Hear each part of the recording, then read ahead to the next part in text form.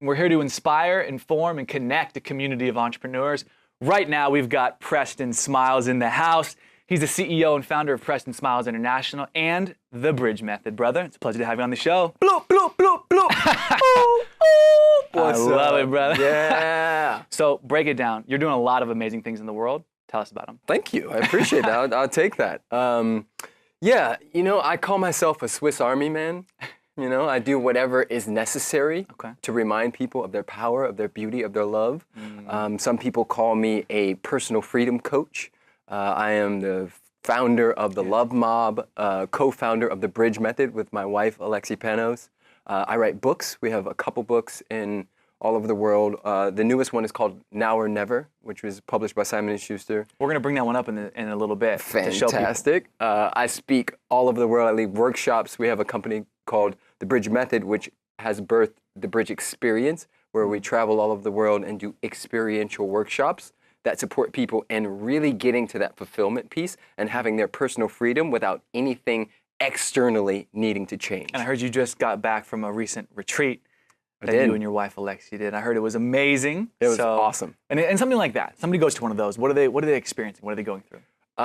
Really, I do my best to rip their head off and pull their heart out of their body and place it back in there. I'm a heart surgeon. Yeah. You focus a lot on like the purpose, the passion, the fulfillment side Freedom of life now. and business. Freedom now. Okay, so not if this happens, then I'll be happy. Exactly. When I find the person, when I make the money. Boom. Okay. Yeah. That's what you focus a lot on. Yeah, because a lot of people are looking for external circumstances to complete them. Yeah. And I find that if you can fill your own cup and give from the overflow, everything changes. That is how I've made more money even in the last 4 months than I have in my entire life. That's how everything is filled in from there. Because with or without the circumstances, I still win. And that's the game to me that everybody wants to be up to. The game of filling your own cup and giving from the overflow. So this is one of my favorite topics. And I want to know from your perspective, it's probably one of the most important things in the whole world. Yes. To be happy and fulfilled and to give it to yourself and not have to get it from external things. You teach this, you've learned this, you've spent many, many, many, many years investing in learning this. Why isn't this taught in the school system? It doesn't support the narrative. We won't be sheep. We won't be, indebted to the system. Yeah, zombies running around buying things to fulfill us if we know these things. I know we'll get into my story a little later, but I'm so passionate about it. This stuff bleeds out of me because I understand. I've seen the suffering. I've seen people who have 6-figure, 7-figure, 8-figure businesses who are just as poor and slaves as those who don't. So for me, it's about personal freedom. All needs met right now. How do we do that, though? I mean, it's one thing to say it, and there's people right now that are going, yes, I believe what he's saying, I've experienced this, and there's other people going, this is BS. Yes, I love it. But it's also belief systems they've developed in themselves. What is true? Like, how does somebody fulfill these needs? That's what I want to focus on, because me, like a lot of people out there, at first hearing this stuff, it's like, it sounds good, but how? How do I do it? So the how is in what I say or call reaching for the low-hanging fruit. So that is reaching for the things, because everything is vibrating. We know this in our science. We know this to be a fact at this point, that everything is vibrating. We live in a vibrational universe. And I am a world, and you are a world, and this is a world. The context determines the content. The context determines the content. If we had a glass of water sitting here right now, the water would take the shape of the glass. If the glass was like this, the water would take that shape. If the glass was straight up and down, the water would take that shape. So the context determines the content. Okay.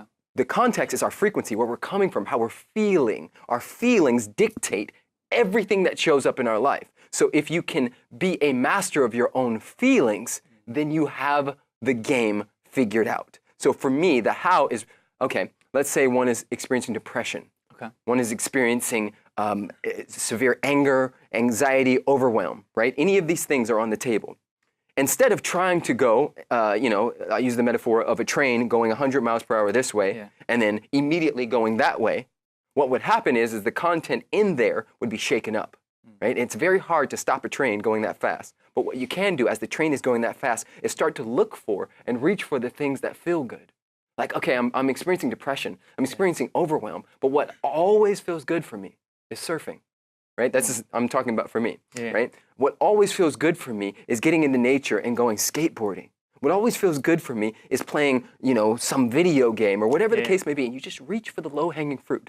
And then all of a sudden, that fruit is in your belly and it's giving you that energy and your vibration has lifted. And from that vibration lifting, you can then climb out onto the skinny branches and get the fruit that's on a whole nother level. Somebody who wasn't always getting hundreds of millions of views across all your social channels and videos. Somebody who wasn't always making lots of money, changing people's lives. Tell me back to the beginning of your journey.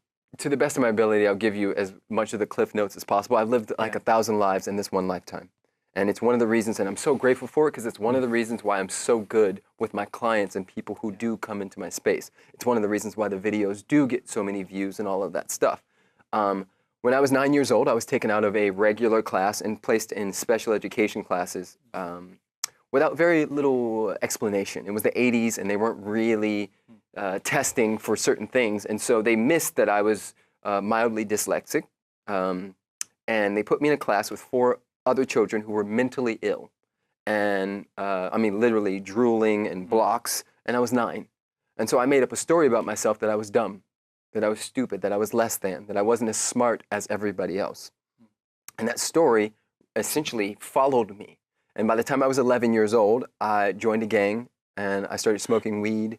And by the time I was 15, I was towing the line between this like innocent, sweet kid at home, and then I'd go outside and I became like literally a terrorist.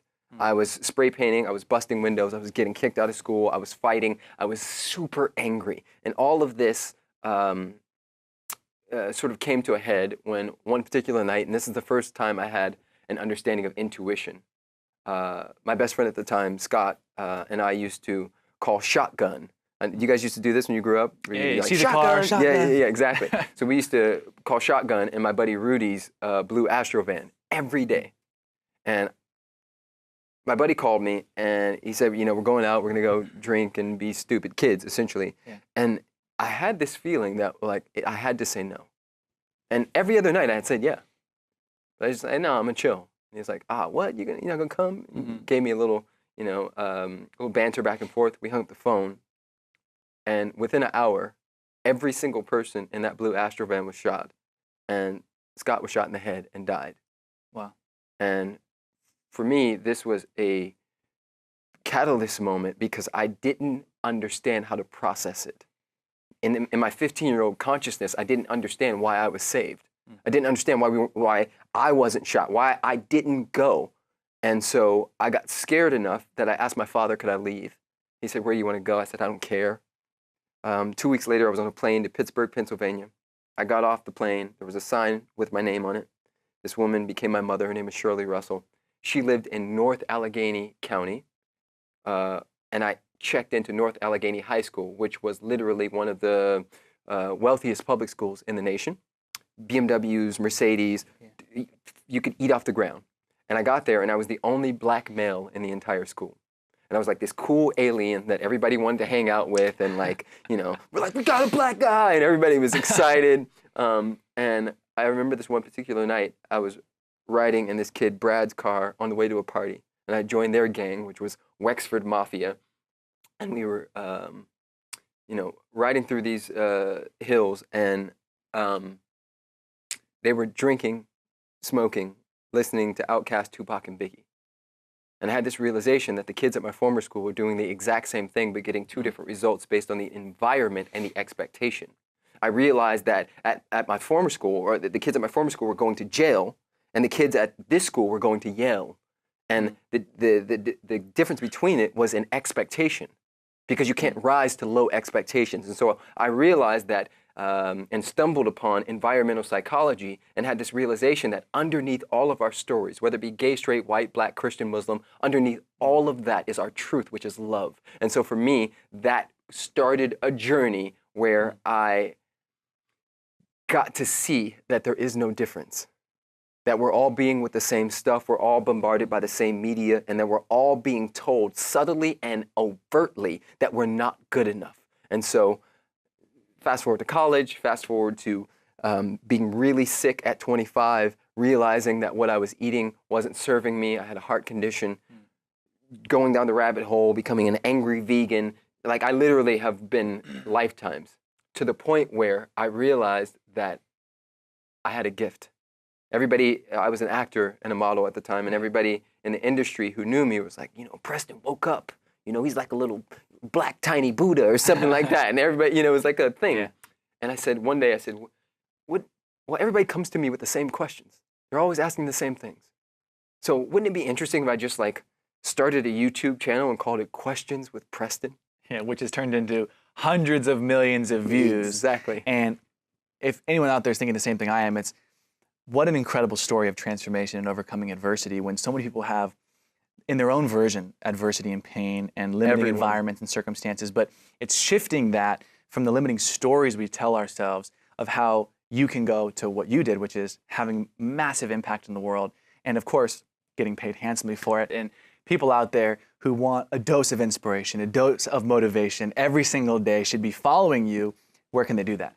At Preston Smiles on anything. Okay. And if they want to get a copy of this book, same thing? Absolutely. Okay. Brother, PrestonSmiles.com. Thanks for coming on the show, man. Yes, sir. Appreciate you. I'm Mark Lack. This is Business Rockstars. We connect a community of entrepreneurs. You can join us on Facebook, Twitter, and online at businessrockstars.com.